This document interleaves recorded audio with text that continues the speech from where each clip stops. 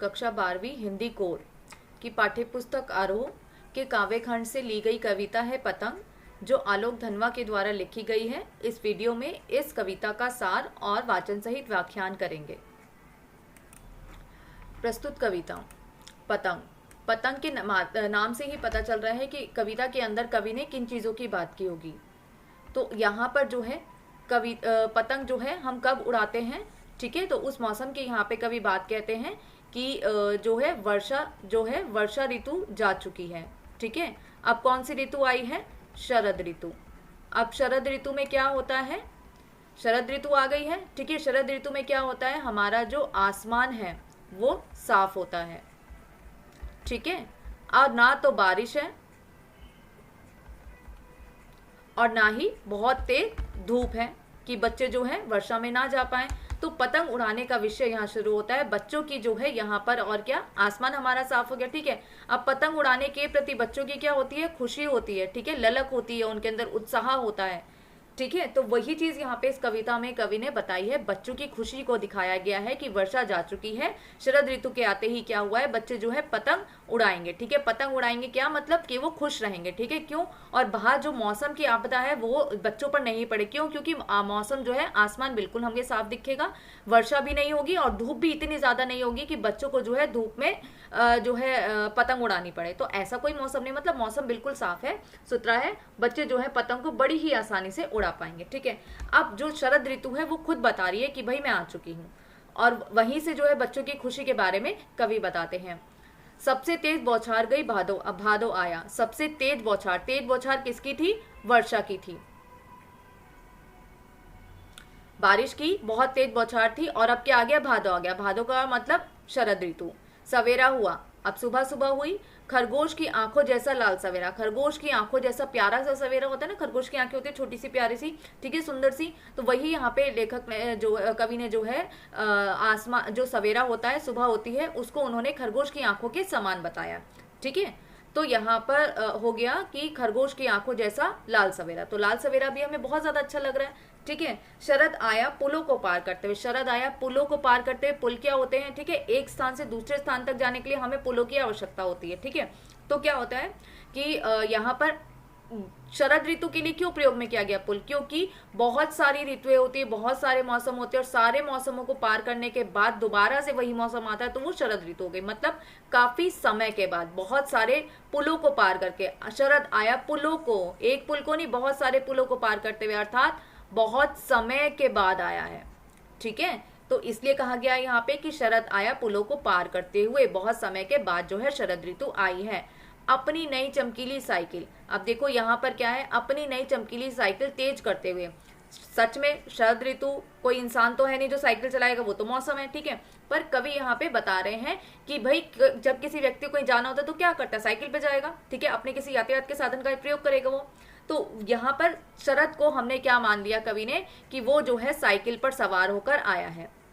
शरद ऋतु कैसे आई है? साइकिल पर सवार होकर आई है, और साइकिल को कैसे चला रही है? वो बहुत तेज, कि चलो भाई जल्दी से मैं आ गई, ठीक है। अब मैं आ गई हूँ मतलब शरद आ गई है, तो इसका मतलब खुशी आने वाली है। तो वो जो है किसको बुलाएगी? वो अब बच्चों को बुलाएगी। शरद ऋतु आ गई है कि भाई मैं आ गई हूँ, बच्चों तुम भी बाहर आ जाओ, क्योंकि अब जो है आसमान बिल्कुल साफ है, ठीक है। घंटी बजाते हुए जोर जोर से। घंटी बजा रही है, किसकी घंटी बजा रही है? साइकिल की घंटी बजा रही है कि जल्दी से, मतलब आप घंटी कब बजाओगे साइकिल के? कि सामने से भाई हट जाओ, मेरे को जल्दी से जाने दो रास्ते से, ठीक है, हटो रास्ते से, मैं आ रहा हूँ, ठीक है। या आपने किसी तरीके से दूसरे वाले को जो है आगाह कर दिया ना कि मैं आ रहा हूँ। तो ऐसे ही जो है शरद ऋतु भी क्या कर रही है? घंटी बजा रही है। तो घंटी बजाने का मतलब क्या हुआ कि वो बता रही है सबको कि भाई मैं आ गई हूँ, तो तुम लोग भी जो है आ जाओ बाहर, अर्थात वो बच्चों को बाहर निकलने के लिए बोल रही है, ठीक है।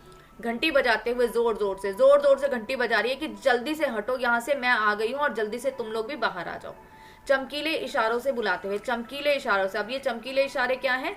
हम किसी भी चीज को देखकर जो है क्या होते हैं? आकर्षित हो जाते हैं ना, हमें लगता है अरे वाह कितनी अच्छी चीज है, तो उसकी तरफ हमारा अट्रैक्शन हो जाता है। तो यहाँ पे जो शरद ऋतु के प्रति बच्चों का जो शरद ऋतु के मौसम में क्या होता है कि बच्चे जो है बाहर आराम से घूम सकते हैं, आराम से खेल सकते हैं, ठीक है। तो इसलिए चमकीले इशारों से बुलाते हुए, मतलब वो अपने चमकीले, अपनी चमक, जो मौसम की जो चमक है ना शरद ऋतु की, उस चमकीले इशारों से वो बुला रही है बच्चों को, ठीक है। इशारों से बुलाते हुए पतंग उड़ाने वाले बच्चों को, किसको बुला रही है शरद ऋतु? बच्चों को बुला रही है कि भाई बच्चों आ जाओ, बच्चों के झुंड के झुंड होते हैं ना, ठीक है, वो भागते हैं इधर से उधर, पतंग अगर कट जाएगी तो बच्चों का कितना बड़ा सा झुंड जो है भागेगा उस कटी हुई पतंग को लेने के लिए। तो इसलिए वो बच्चों के झुंड को जो है शरद ऋतु बुला रही है चमकीले इशारों से, चमकीले इशारों से बुलाते हुए और आकाश को इतना मुलायम बनाते हुए। आकाश को उसने कितना मुलायम बना लिया, मतलब एक सॉफ्टनेस सी जो हम जब आसमान को देखते हैं ना शरद के मौसम में बारिश जाने के बाद, तो हमें देखो जब बहुत ज्यादा धूप थी तब हम नहीं देख पाते आसमान की तरफ, वर्षा हो रही है तो कैसे देखेंगे, ठीक है। तो आप सोचो कि एक शरद का ही मौसम ऐसा होता है कि हम आसमान को बड़ी ही साफ आंखों से जो है बड़ी अच्छाई से देख सकते हैं, और उसमें जो है मुलायमपन हमें देखने को मिलेगा, बड़ी सॉफ्टनेस सी देखने को मिलेगी, ठीक है। जैसे आप लोग इमेजेस में फिल्टर लगाते हो ना, तो वो सॉफ्ट वाला एक फिल्टर होता है, वो आपको दिखता है कि मतलब चुभने वाला नहीं है आंखों को। तो ऐसे ही आकाश को इतना मुलायम बनाते हुए, मतलब शरद जो आई है, शरद ने मौसम को, आकाश को इतना ज्यादा मुलायम बना दिया है कि पतंग ऊपर उठ सके, अर्थात मौसम को इतना ज्यादा मुलायम बना दिया कि पतंग जो है वो उस पर उड़ सके, ठीक है, ऊपर उठ सके।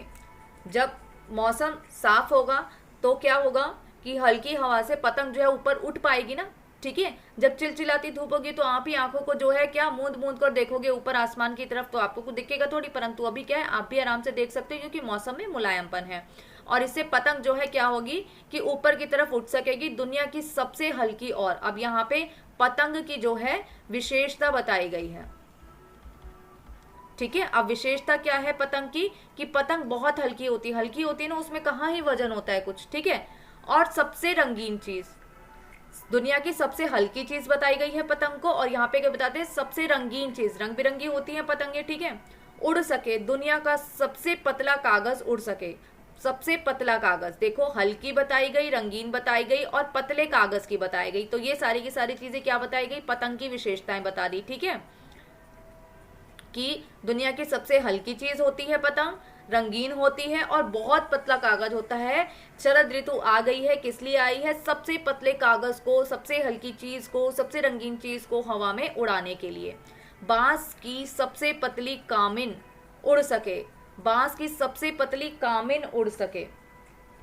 तो यहाँ पे कमानी कौन हो गई, जो वो बहुत पतली सी जो तारे नहीं लगी होती, जैसे यहाँ देखो पतंग के अंदर लगी हुई है ये पतली सी बांस की बनी हुई, ठीक है। तो इसको कामिन कहा गया है कि बांस की सबसे पतली कमानी उड़ सके, ठीक है। कमानी अर्थात पतंग के अंदर लगी हुई ये जो तीलियां सी होती है ना, इसको अब बहुत फ्लेक्सिबल होती है, इसको आप मोड़ सकते हो, ये टूटेगी नहीं, देखो किस तरीके से मोड़ के जो है इसको यहाँ पे पतंग पे लगा रखी है।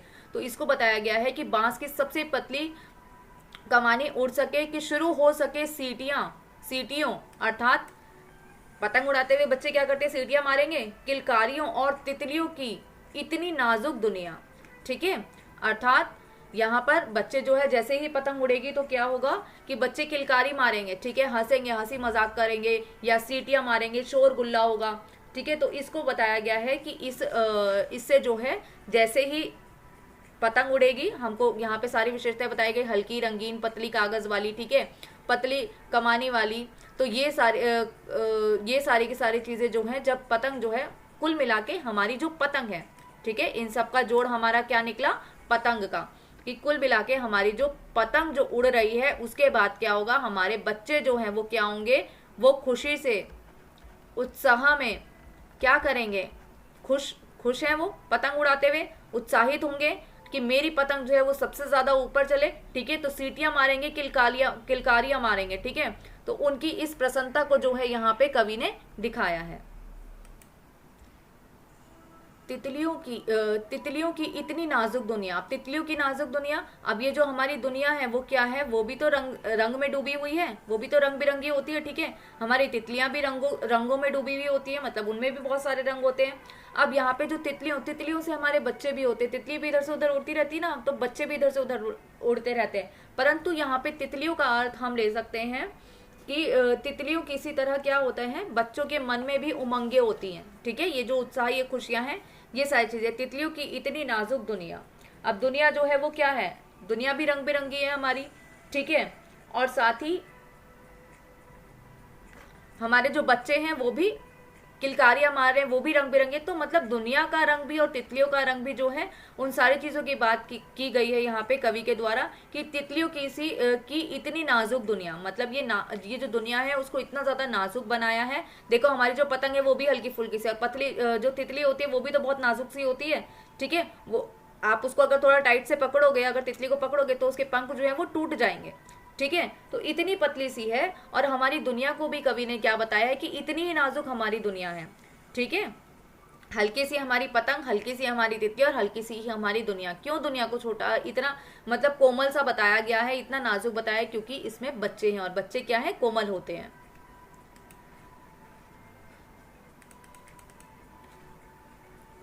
जन्म से ही वे अपने साथ लाते हैं कपास, जन्म से ही अपने साथ। ठीक है, अभी यहाँ पे देखना ध्यान से बच्चे, हम कपास की बात कर रहे हैं। कपास क्या है, ठीक है, कपास उगता है ना।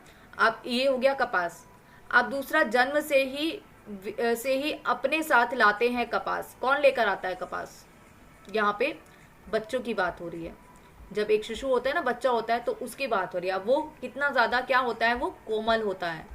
ठीक है, उसके हाथ पैर देखो कितने ज्यादा कोमल होते हैं। तो वो बताते हैं कि जन्म से ही वे अपने साथ लाते हैं कपास, पृथ्वी घूमती हुई आती है उनके बेचैन पैरों के पास। ठीक है, अब यहाँ पे कपास से क्या वर्णन वो करते हैं कि भाई कोमलता से, कोमलता से ही कपास का जो है अर्थ लिया जाएगा यहाँ पे। जैसे बच्चों के पैर जो हैं बहुत मुलायम से होते हैं ना, बच्चों के पैर, जो शिशु होता है बिल्कुल पैदा हुआ हुआ बच्चा, देखो न्यू बॉर्न बेबी, वो कैसा होगा, बहुत ज्यादा कोमल होगा, है ना। तो उसी हिसाब से यहाँ पे बालकों को बताया गया है कि भाई जन्म से ही वो अपने साथ कपास लाते हैं, अर्थात वो कोमलता लाते हैं, उनके पैरों में जो है कोमलता होती है। पृथ्वी घूमती हुई आती है उनके बेचैन पैरों के पास। अब हमारी जो पृथ्वी है, पृथ्वी तो अपनी जगह पे घूम ही रही है ना, ठीक है, पर पृथ्वी गोल है, तो बच्चे क्या हैं, बच्चे उस पर दौड़ रहे हैं। मतलब सीधा अर्थ कवि ने नहीं बताया हुआ है यहाँ पे, ठीक है, उल्टा करके बताया हुआ है, पर आपको सीधे तौर पे पहले समझना पड़ेगा कि वो बता रहे हैं, कवि कहते हैं कि पृथ्वी घूमती हुई आती है, पर पृथ्वी घूमती हुई नहीं जाती है, जाता कौन है, बच्चे पृथ्वी पर घूमते हैं। गोल गोल पृथ्वी पर बच्चे ही घूमते रहते हैं। ठीक है, पृथ्वी हमारी गोल है तो इसमें बच्चे घूम रहे हैं, पृथ्वी असल में नहीं घूम रही है, परंतु उनके कहने का ये तरीका है कि पृथ्वी घूमती हुई आती है उनके बेचैन पैरों पर। अर्थात इसका अर्थ ये होगा कि बच्चे जो हैं वो अपने बेचैन पैरों से पृथ्वी पर घूम रहे हैं।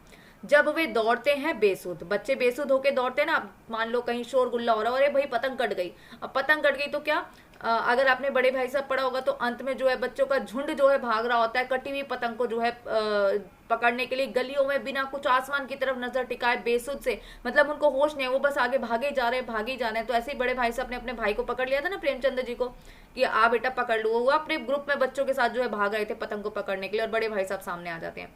तो ऐसे ही यहाँ पर भी होता है कि बच्चे जो है क्या करते हैं, पतंग को पकड़ने के लिए भी बेसुध दौड़ते हैं, और वैसे भी जब खेल रहे होते हैं तो बेसुध वो जो है दौड़ते रहते हैं। मतलब उन्हें होश नहीं रहता कि वो गिर जाएंगे, पड़ जाएंगे, और उसमें उत्साह भी इतना होता है बच्चों में कि अगर गिर पड़ के चोट भी लग जाएगी ना तो भी उनको कोई अफसोस नहीं होता, वो उठ खड़े होके फिर भागने लगे, घर जाके उन्हें अपनी चोट का याद आएगा। तो जब वे दौड़ते हैं बेसुध, तो बच्चे दौड़ते हैं छतों को भी नरम बनाते हुए। ठीक है, छतों को नरम बना रहे हैं। छत कैसे भाई, छत तो पत्थर की बनी होती है ना, कंकड़ पत्थर, उस पर कुछ भी गिरा हो सकता है। छतों पे आप भाग रहे हो, एक छत से दूसरी छत पे जो है उछल कूद मचा रहे हो। ठीक है, आप क्यों भाग रहे हो आप छतों पे, क्योंकि आप पतंग उड़ा रहे हो, पतंग उड़ाने के लिए तो छत पे जाओगे। ठीक है, तो यहाँ पे क्या होता है, छतों को भी नरम बनाते हैं। छत तो पत्थर की है, वो नरम कैसे हो सकते हैं, पर उसको हमने नरम कैसे बनाया, हमारे जो बच्चे हैं उनके जो पैर हैं वो कोमल है। ठीक है, कोमल पैर जब छत के ऊपर पड़ेंगे तो क्या होगा, हमारी जो छत है ना पत्थर की, वो भी क्या हो जाएगी, वो भी नर्म हो जाएगी। तो ये ऐसे कवि बता रहे हैं कि हमारे बच्चे तो कपास को लेकर ही पैदा हो गए हैं। ठीक है, जन्म से ही वो क्या लेकर आते हैं, वो कोमलता अपने साथ लेकर आते हैं। और जब वो बेसुध पृथ्वी पर भाग रहे होते, छतों पर भाग रहे होते, तो पत्थर रूपी जो छत होती है, जो पत्थर से बनी हुई छत होती है ना, वो भी अपने आप नरम हो जाते हैं, क्योंकि हमारे कोमल बच्चों के पैर उस पर पड़ जाते हैं।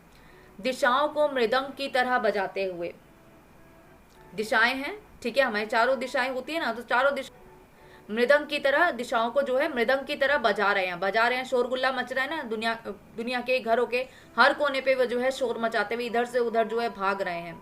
ठीक है, तो इसलिए कहा गया है कि दिशाओं को मृदंग की तरह बजाते हुए।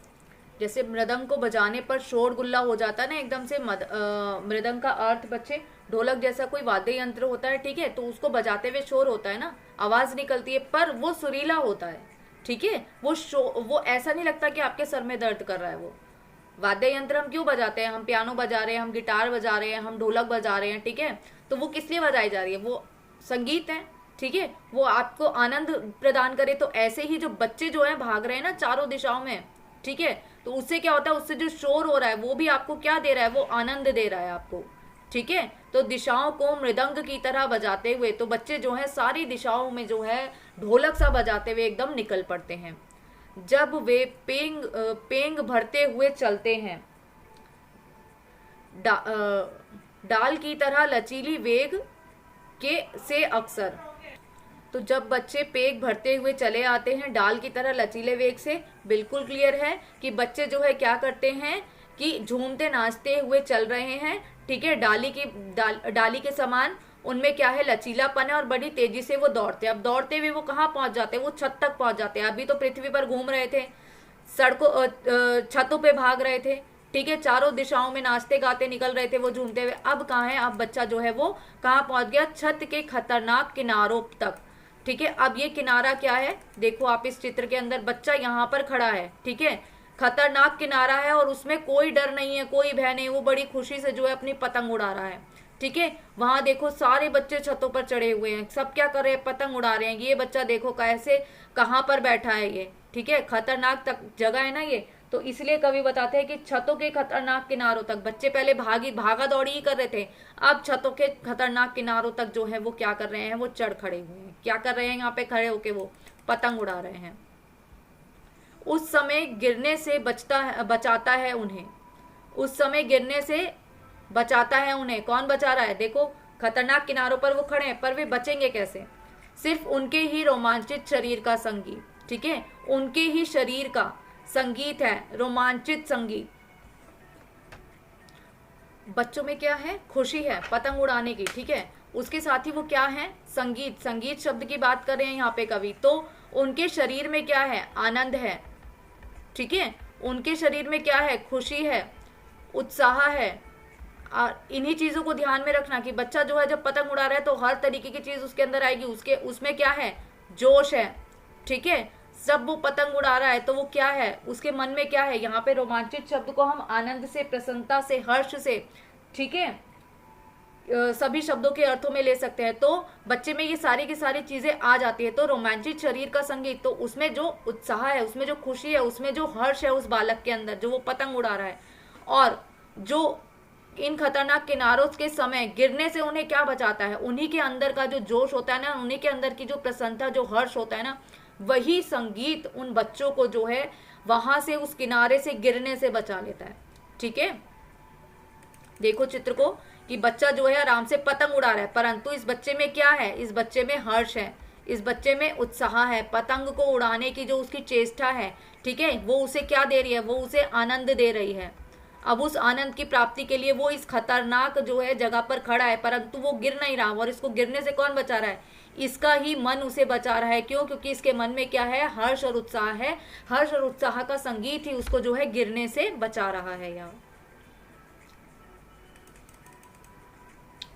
पतंगों की धड़कती ऊंचाइयां उन्हें थाम लेती हैं महज एक धागे के सहारे। अर्थात क्या होता है कि वो पतंग उड़ा रहा है ना बच्चा, तो ये जो धागा ही तो है उसके हाथ में, पतंग की डोर उसने पकड़ी हुई है, ठीक है, तो यही जो है डोर उस बच्चे को बचा लेती है, ठीक है। ऊंचाइयों, पतंगों की धड़कती ऊंचाइयों उन्हें थामे लेती है महज एक धागे के सहारे। पतंग तो ऊपर उड़ रही है, बच्चा अगर नीचे गिरेगा तो कवि की कल्पना देखो, वो बता रहे हैं कि वो ऐसे ही जो है बच्चे को जो है पतंग की वो डोर ही जो है बालक को बचा लेती है। पतंगों के साथ साथ वे भी उड़ रहे हैं, पतंगों के साथ साथ, अब जैसे बच्चे का ध्यान कहाँ है, पतंग के ऊपर है ना, तो कवि की कल्पना देखो, बच्चे की जो मन है वो भी तो उमंग से भरा हुआ है ना, उसमें भी तो उड़ान है, ठीक है, बच्चे में भी क्या है, उड़ान है।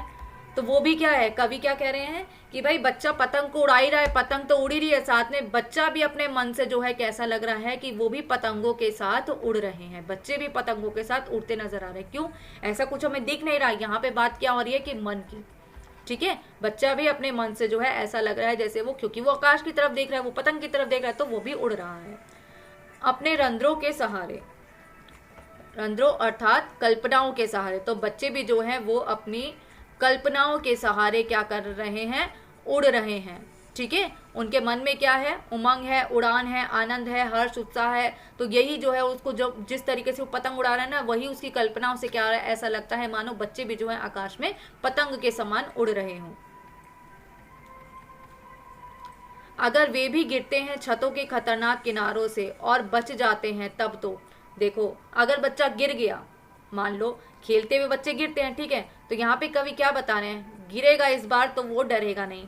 अगर वे कभी गिरते हैं, अगर बाई चांस वो बच्चा गिर गया छतों के खतरनाक किनारों से और बच जाते हैं, देखो अगर गिर गया, हालांकि एक बालक हमने देखा था कैसे खेलते खेलते छत से गिर गया था, तो वो बेचारा बच तो नहीं पाया था, बच्चा बहुत बुरी तरह से उसको चोटें आई थी। पर अगर बच्चा बच जाता है, अगर उसको कोई ज्यादा चोटें नहीं लगी होती, तो क्या होगा बच्चे का और भी निडर, उसमें से डर तो तब लगेगा ना जब तक मैं गिरा ही नहीं हूं, गिर के मैं संभल गया तो वो तो निडर हो जाएगा। ठीक है, तो और भी निडर होकर सुनहले सूरज के सामने आते हैं। गिर के उठोगे ना जब नहीं लगेगी तो निडर हो जाओगे और सूरज का सामना करोगे, तो सुनहरे चमकते सूरज के सामने आते हो। पृथ्वी और भी तेज घूमती हुई आती है, पृथ्वी और भी तेज घूमती हुई आती है, अर्थात आपकी जो दौड़ है वो और ज्यादा तेज होती है। पहले बताया था ना कि पृथ्वी नहीं चल रही है, चल आप रहे हो, चल बच्चे रहे हैं। तो ऐसे ही यहाँ पर अगर आप गिरते हो और गिर के आप बच जाते हो तो आप निडर हो जाते हो और सूरज का सामना करते हो और पृथ्वी पर और तेजी से जो है दौड़ने लगते हो उनके बेचैन पैरों के पास। अर्थात क्या करते हो, आप अपने पैरों से जो है और तेजी से जो है दौड़ने लगते हो, अर्थात बालक। ठीक है, बालक क्या कर रहा है, और तेजी से जो है उड़ने लगता है। तो यही थी कविता, बहुत ही सरल है, केवल बाल मन की खुशी को यहाँ के जागृत किया है शरद मौसम के आधार पे कि बारिश जा चुकी है, शरद का महीना आ चुका है और उसी समय में बच्चे जो है बाहर निकलते हैं। देखो आसमान बिल्कुल साफ है, तो सारे में जो है कोई भी बुजुर्ग आपको नहीं दिख रहा, सब बच्चे जो है छतों पे चढ़े हुए हैं, वो साइकिल चला रहा है, सारी छतें भरी पड़ी हैं, तो सब बच्चे जो है खेल रहे हैं। तो ऐसा ही शरद के मौसम में जो है, शरद ऋतु में ऐसा जो है चित्रण हमें देखने को मिलता है।